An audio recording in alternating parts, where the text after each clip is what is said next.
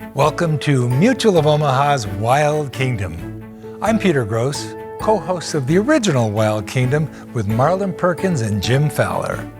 For more than 50 years, Wild Kingdom explored wildlife and our natural world. Tonight's episode, and many others, focus on the timeless value of wildlife conservation. Wild Kingdom played a critical role in changing public attitudes about the importance of animals for the health of our planet and our own quality of life.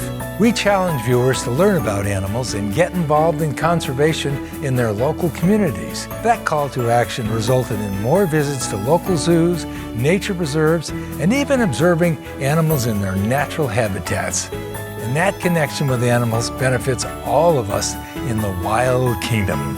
So sit back, relax, and enjoy Mutual of Omaha's Wild Kingdom.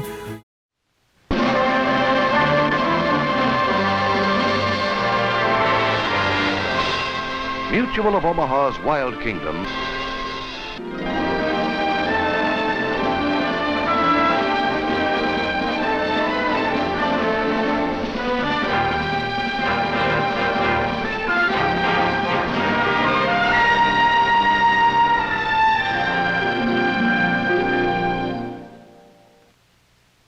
Welcome to Mutual of Omaha's Wild Kingdom. Today, with the help of this little kangaroo, we're going to examine why there is such a great variety of animal life in the Wild Kingdom, and why so many animals are literally poles apart in the way they look, move, and act. For instance, why is the kangaroo a ground dweller that uses its tail as a third leg and moves by hopping?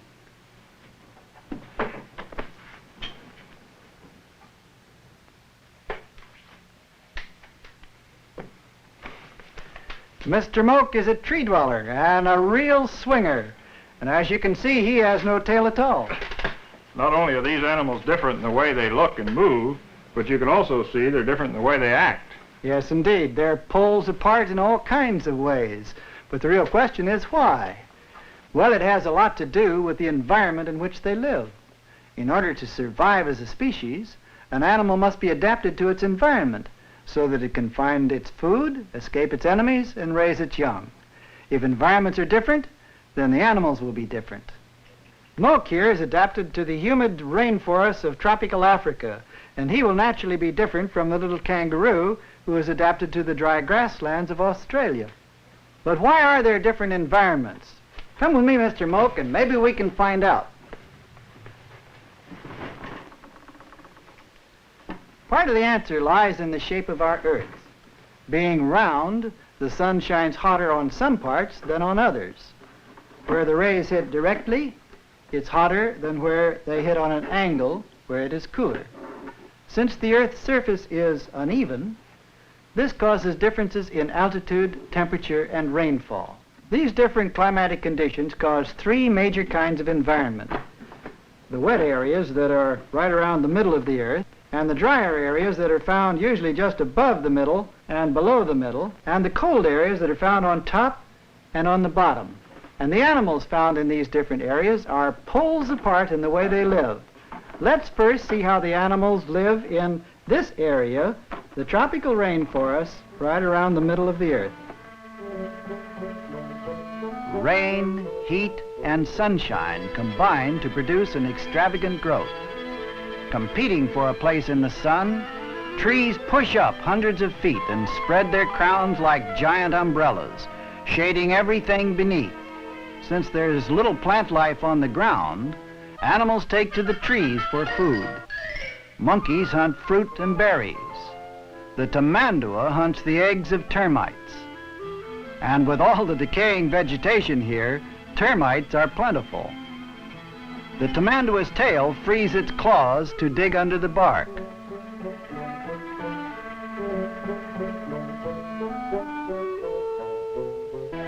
Snakes, too, find the best hunting in the trees.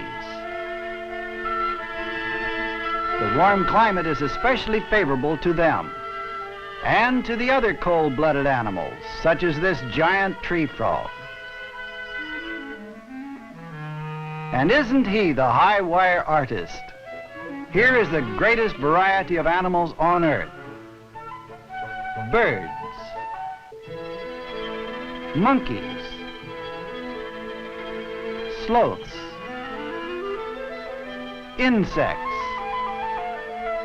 and lizards like this iguana. Mr. Moak, I don't suppose you've ever seen an iguana lizard.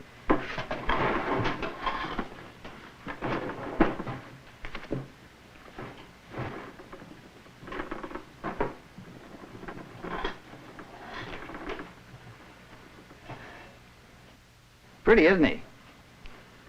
This iguana is well adapted for life in the rainforest. He's a good tree climber because of these long toes and those sharp claws. Sometimes when animals get after him and he has to escape, he'll jump right out of a tree, 60 or 80 feet to the ground, land with a plop, and keep on running. Jim has an entirely different kind of lizard over here. It is quite different. Moak may not like this one at all, because this is a Gila monster, and it's one of the 2 poisonous lizards in the world. Let's compare it with the iguana. The iguana is a tree dweller with long legs, whereas the Gila monster is a ground dweller and has much shorter legs that are quite stubby.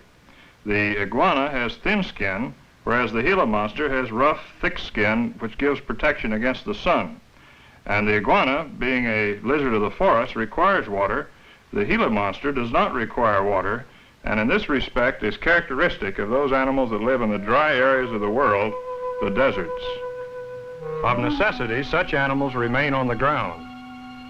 Where there is little rain, plant life is sparse and offers little in the way of food. Here again, heat favors cold-blooded animals. Yet even the rattlesnake faces a constant struggle for survival against enemies as strange and silent as the cholla cactus. For the snake, the fallen thorns of the cholla can be a deadly trap. And even the tortoise, as well protected as he is, finds it hard to survive in the desert. Birds are about the only animals found above ground. Others, for the most part, stay on the surface or burrow down to where the soil is cooler and contains moisture. Where there is no moisture, there are no plants. The fringe-footed lizard is one of the very few animals that can live in such an area. It normally eats beetles and other insects, but this one appears to be just too big a mouthful. To escape the sun or an enemy, it burrows into the sand. Jim, it certainly is important for an animal to be able to escape the heat in the desert. I have a good example of that right here. This is a sand boa from India who is especially adapted for burrowing in the sand.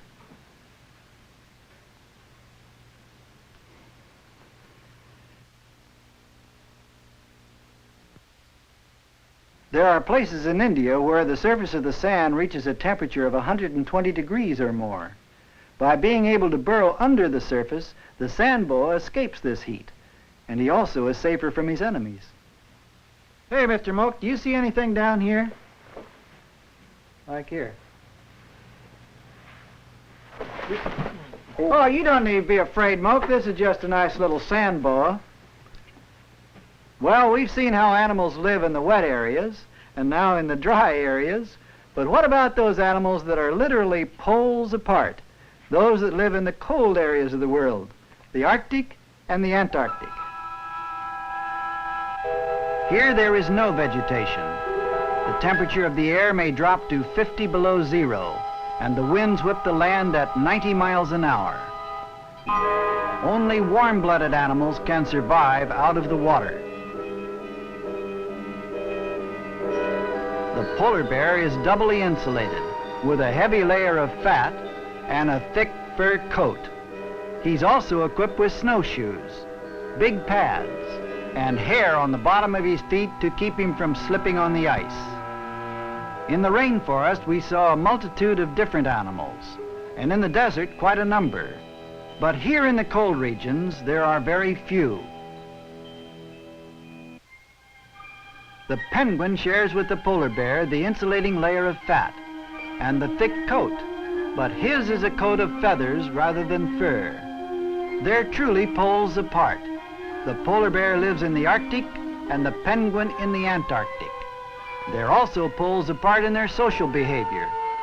Where the bears go it alone or in small family groups, these emperor penguins congregate in colonies of up to 50,000 individuals.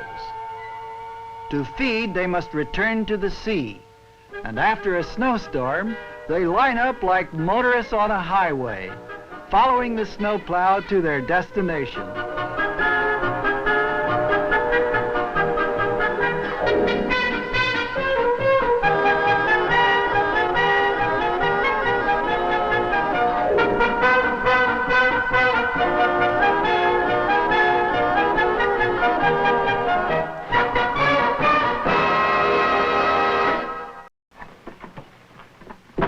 I think we can easily see that an animal that lives in the desert requires a different design from the animal that lives in the polar regions or in the jungle.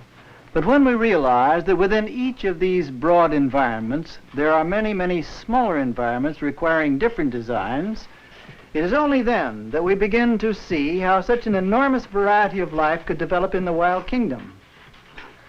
And that's why such an animal as this slow loris, who is more active in the nighttime and has larger eyes, must be different from an animal like this meerkat, who is more active in the daytime and has smaller eyes. Yes, and one that lives in the tree must be different from one that lives on the ground, and one that lives even at the base of the mountain must be different from the one that lives further up.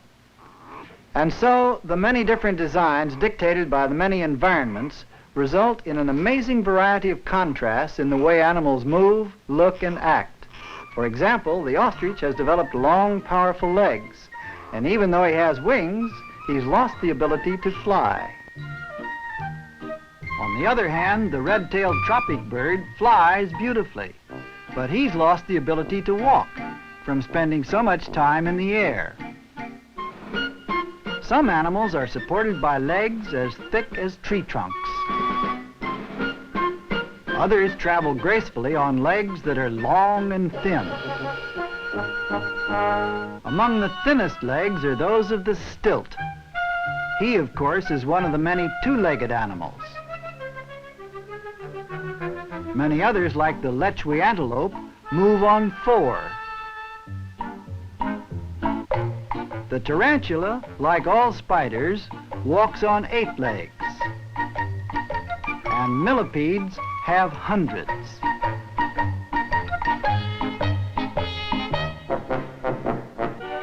Typical of most birds, the Canada goose flaps its wings to move through the air. Surprisingly enough, the stingray uses the same flapping motion to move through the water. And the porpoise propels itself by flapping its tail up and down.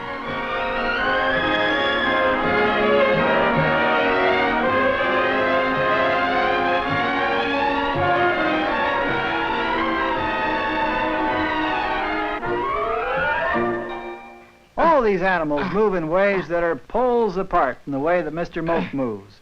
But there's one animal that's similar to Mr. Moke, and I think you will agree is similar in many ways to us, that rare anthropoid of tropical Africa, and perhaps one of the most fascinating animals in the world, the mountain gorilla.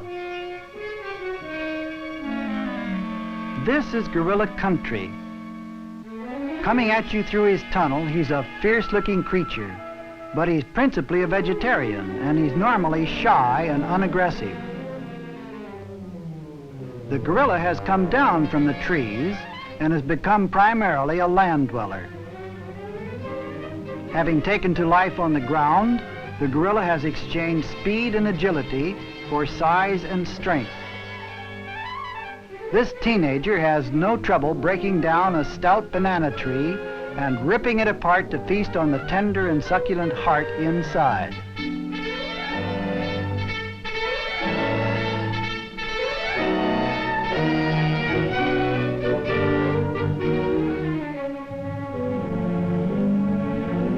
Gorillas normally live in small family groups. A mother is devoted to her baby and keeps it with her at all times, even when she's eating.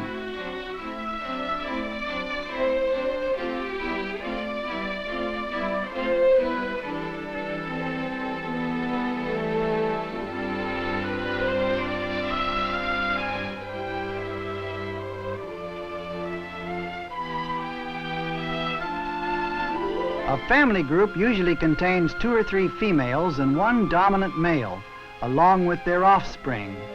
The big male is the protector, and it's when the babies seem in danger that he performs his famous charge, all 500 pounds of him.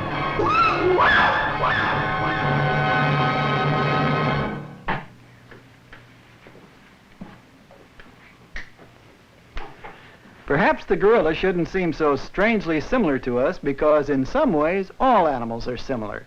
For example, most animals have 2 eyes, 2 ears, and a single mouth, like Mr. Moke. And many animals have a tail, even though Moke doesn't happen to have one. But the amazing thing about an animal's tail is the different ways in which it's used. It's often used as a fly swatter or as a means of communication. A white-tailed deer warns other deer of danger by raising its tail and flashing its famous white flag. The beaver's tail sounds a warning when it slaps the water.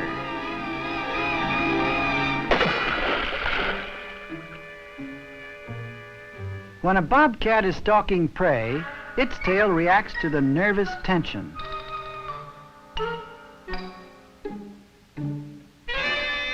The prehensile-tailed possum uses his tail for climbing. The muskrat uses his to maneuver through the water in much the same way that fish do.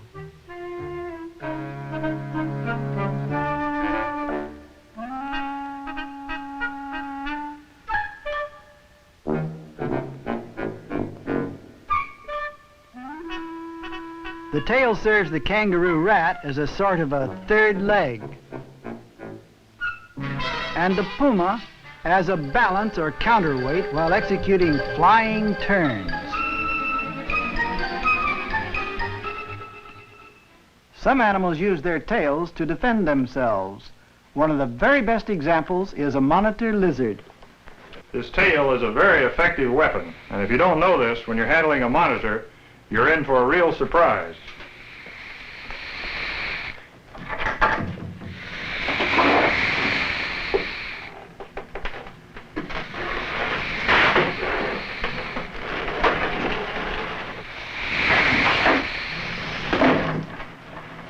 He uses his tail to whip with, and he can cause a pretty bad welt.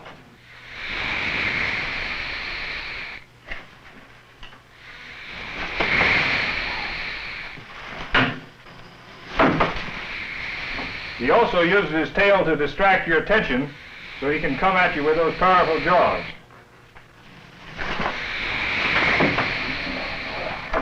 This is one animal that has weapons on both ends. Many of the differences in animals are in the way they look or in the way they use a similar part of their body. And some of these differences are pretty striking, but there are more subtle differences too. For example, animals behave in different ways, and sometimes it's difficult to interpret this behavior because actions that look the same may not mean the same thing. Many people are acquainted with fighting fish, known for the fights they have over their territories.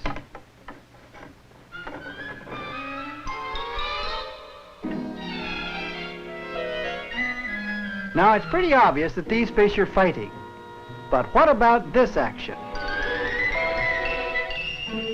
This may look like a fight, but these seals are actually courting. But what about these giraffes? Are they being affectionate too? No, they're fighting. Then are these goony birds fighting? No, they're courting. The interpretation of animal behavior can be pretty confusing. Many animals are poles apart in the way they take care of their young. A baby alligator makes his own way into the world. He comes out of the shell equipped with sharp teeth and a real fighting spirit to look out for himself. By contrast, baby possums are helpless at birth.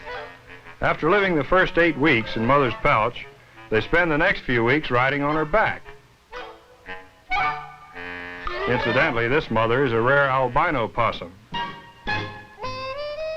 A young puma setting out to explore the world may get a ride from its mother. But the trip's a little more rugged.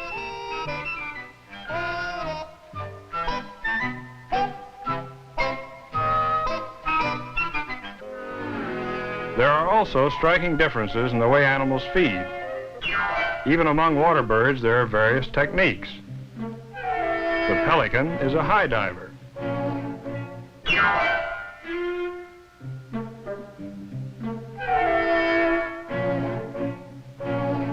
The goose is a dabbler, feeding underwater tails up.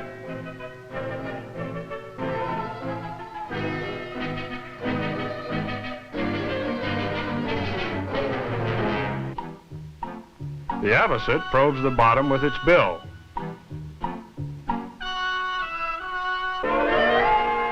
While the Fowler ope goes round in circles, churning up the water to bring food to the surface.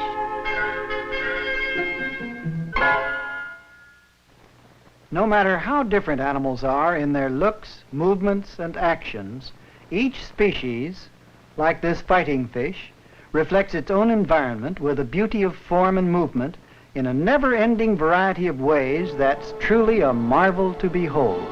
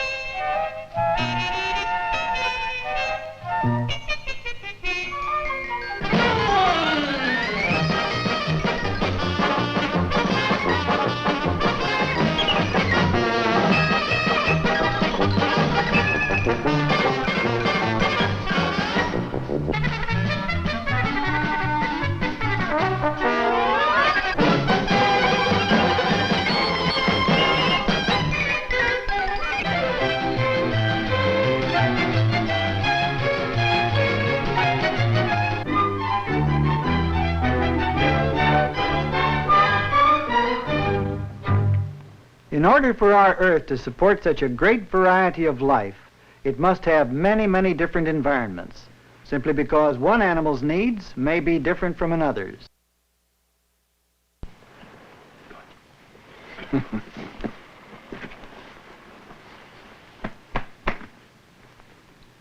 Every time we see a living animal, we know we're looking at a successful design, an animal that's found its place on the face of the earth, where it can compete successfully for food, be safe from its enemies, and raise its young.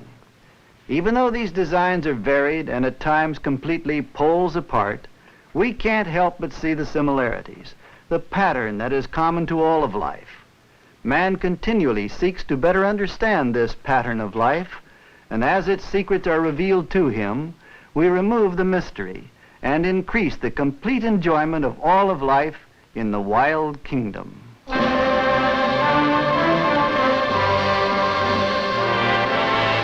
Mutual of Omaha's Wild Kingdom.